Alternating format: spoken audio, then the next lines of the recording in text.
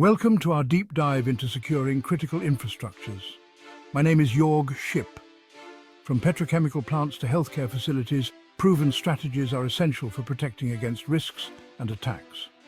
We're talking about the systems and assets that keep our lights on, our water running, and our hospitals functioning. If even one of these systems goes down, it can have a domino effect, impacting millions of people and costing billions of dollars. So, over the next little while, we're going to unpack the key strategies for keeping these critical systems safe and secure. Before you can protect something, you need to know what you're protecting it from. That's where risk assessments come in. It's about identifying potential threats, vulnerabilities, and consequences specific to each facility. Think of it like a checkup. But instead of looking for cavities, you're looking for weaknesses that hackers, terrorists, or other criminals could exploit. And just like you wouldn't rely on 10-year-old computer systems, you can't just do a threat assessment once and call it a day. The world of threats is constantly evolving. That's why it's crucial to regularly update these assessments to account for new risks. Because criminals, they're not just sitting around twiddling their thumbs. They're constantly coming up with new and creative ways to wreak havoc. It's like a fight against invisible enemies, and they are trying to take down the power grid, and nobody wants that. Now let's talk about cybersecurity.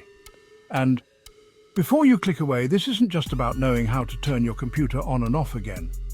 We're talking about implementing strong cybersecurity protocols like firewalls, intrusion detection systems, and keeping your software updated. Because let's be honest, clicking remind me later on those update reminders is basically like leaving a welcome mat out for hackers. And then there's network segmentation. It's a fancy way of saying let's not keep all our eggs in one basket. By isolating critical systems from general networks, you're essentially creating a digital fortress.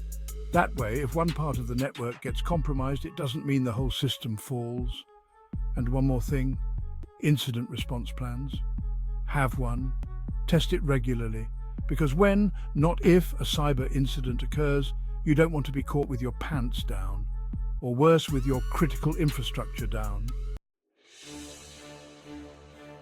Okay, so we've tackled the digital threats. Now, let's talk about the old-fashioned kind, the ones that involve actual physical intrusion. This is where good old-fashioned physical security comes in.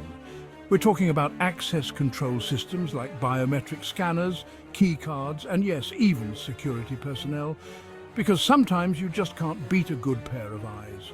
And while we're at it, let's not forget about surveillance technologies. Cameras, motion detectors, laser beams. Okay, maybe not laser beams, but you get the idea. These tools are essential for monitoring facility perimeters and sensitive areas.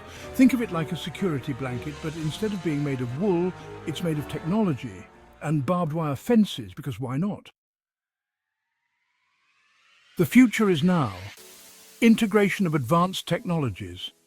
We live in a world of smart refrigerators and self-driving cars, so why not use that same technology to protect our critical infrastructure?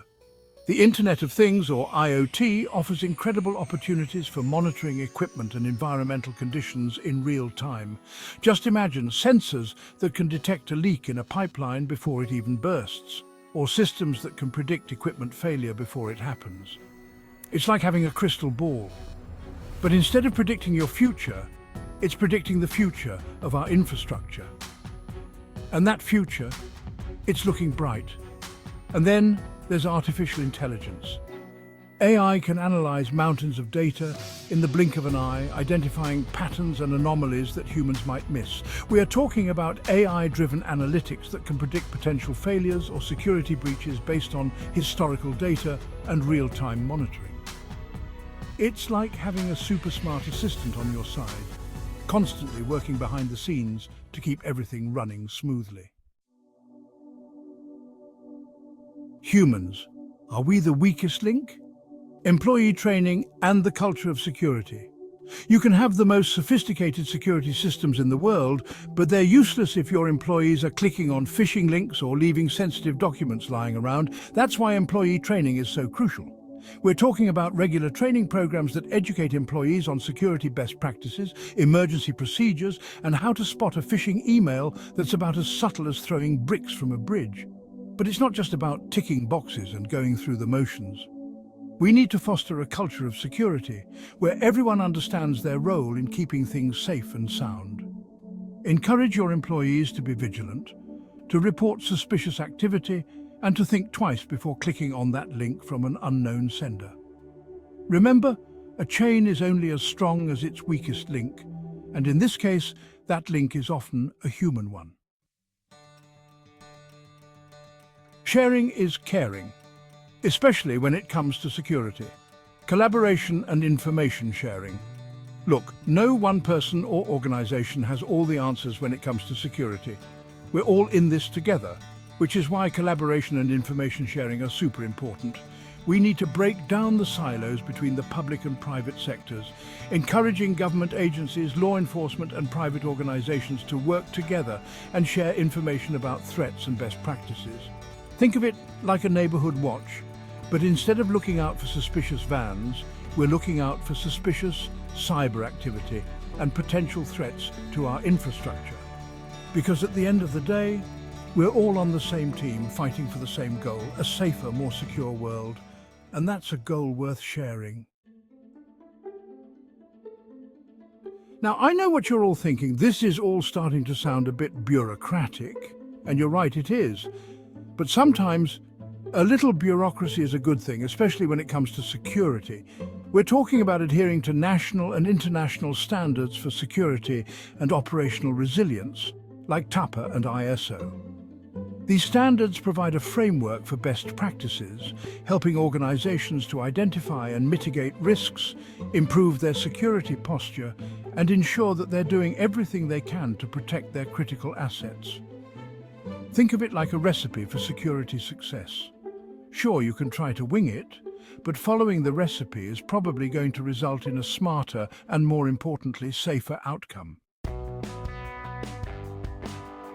So, we've talked about preventing bad things from happening, but what happens when, despite our best efforts, something does go wrong?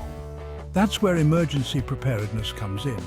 We're talking about developing comprehensive emergency plans that cover a wide range of scenarios, from natural disasters to cyber attacks and massive physical attacks. And it's not enough to just have a plan gathering dust on a shelf somewhere.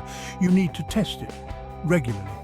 Conduct drills and simulations with all relevant personnel to make sure everyone knows what to do in the event of an emergency. Because when a disaster hits the fan, you don't want to be scrambling for the manual.